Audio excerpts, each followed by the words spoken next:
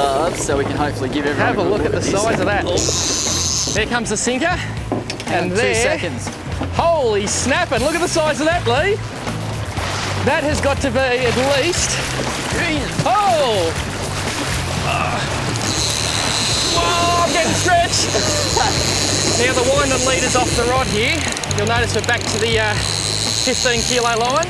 Lee, this is a lot of gilla. Do you want a rod bucket, Paul? No, I'm doing quite well. I'm enjoying the pain after 8 hours of burling, 1 barracuda, 1 arrow squid, a blue throat, and 2 naps. This is going to go down. And a whole heap of sausages on bread. This is going to go down as the fish of the century because when I'm going to recreate my new 7-gill technique. It's the worsling on Westernport 7-gill special. I'll just grab my wire cutters. Oh, now there's my double. You'll see the double just coming onto the reel. And now, tell you what, Lee, this is a big fish. Big fish. There's the 300-pound wind on. Gee. How's the size of this thing? Oh, and people say gillas don't fight. I'm getting stretched. Oh, now, I'm so glad it's you because I'll just show people quickly. When we were struggling before, we rang one of our producers, Bob Greed, who couldn't be with us today. And we said, Bob, what are you doing? He said, I'm at the Melbourne Aquarium, would you like a shark? Now, next time you go to the Melbourne Aquarium and you're looking at the big sharks, they are actually 7-gill sharks. So if you want to have a close look at one, get down the aquarium, have a look. They're quite different to the normal species of shark that we see on our beaches and coastal inlets in that they don't have a dorsal fin. And for people who aren't up with the technical terms of sharks, that's the big scary one on top. That you see cruising along the beaches. If all those people heard before I asked Paul if he wanted a rod bucket, the reason for that is right now he has 4 pieces of metal like that sticking into his stomach, and let me tell you, it's not fun. But I'm enjoying seeing Paul sweat it out. I've only been married 6 months. I've got a family to look forward to. Can you please grab me a rod bucket? Sure, mate. I've always been good to you. Now I have the lever drag here set at 5 kilos, the breaking strain of the line. And this Shimano 15 kilo T-curve rod is going hammer and tong to keep up with this fish. Oh, Lee, that's a bit better. Hang on. Not quite. As Dad always said, if you can't be a good footballer, Paul, at least look like one. And I looked like a very good one because I couldn't kick it to save myself. Excuse my back. He's actually going quite well. He is going very hard, this fish.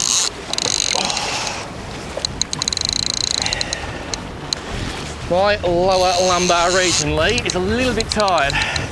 I've got a harness there if you want. No, I'm not going to go the harness on the gill at this stage, but I think you might be surprised how big this fish is. Oh, I only got a quick look at him before, but he stuck his head out and he's got to be 70 or 80 kilos, do you think? I reckon he is, mate. At least 70 or 80 kilos of big giller now. Here comes the double again. And I'm not going to put too much pressure on him. There he is, slowly coming up through the water column. That bit of Dacron indicates the wind on leader. Oh, this is when he gets angry.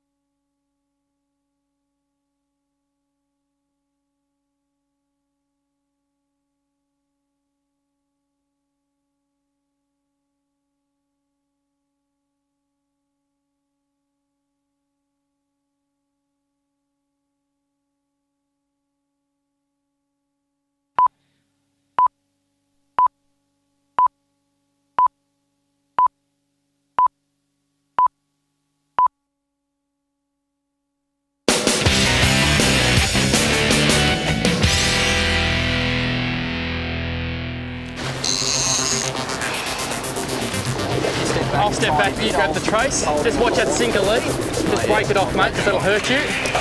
Good man. Now, I've got the fish on the wire. They've got a very big mouth, as hopefully you'll be able to see. Look at that.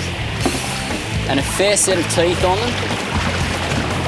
That is a great shark. Tell you what, mate, there's a serious bit of weight there. I think your stab of 80 kilos. He's not far off it. He's not far off it. He's got a big fat head. In the southern states of Australia, they're also called tiger sharks because they look a lot like the northern species. And they got those beautiful white dots on the back. They got that big box head like a tiger shark, don't they? They do. And very almost tiger shark-like teeth. And for people who fish for sharks up in New South Wales and southern Queensland, the big tigers, they fish close to the bottom with them, use heavy burley such as mullet that sinks fast. And today we were doing the same sort of thing in close here. We've actually dropped the anchor so our burley gets down a bit quicker to bring one of these beasts up. I'm a little bit tired, Lee. You're doing a good job there.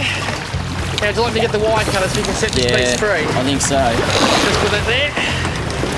I'm going to cut it as close as I physically Close can. as we can. Those hooks, those owners will rust out very shortly. rust out very quickly. Oh, there she goes. That's the best thing we can do, because if we actually try and take the hooks out of that, we're going to do damage to ourselves and to the fish. Now, Lee, I tried to recreate the worsling on westernport 7-gill rig, but we haven't got enough pilchards. Oh, if only you could have seen how pathetic it really was. You'd be as shaken and crushed as I am. I've now seen it all, and the best thing is too, you have seen it all. We started with some salmon this morning. We moved offshore in search of makos and blues. They just weren't there, Lee. That's it. We could go out tomorrow and you never know, you could get 8 or 9 makos. It's just one of the things in game fishing. So as Robin said, just one more ace up the sleeve. We moved into his special 7-gilla Magilla spot. 20 minutes later, the pilchards did the job, and Lee, I reckon Robin's done a damn good job today. He's done a great job on a tough day. All good.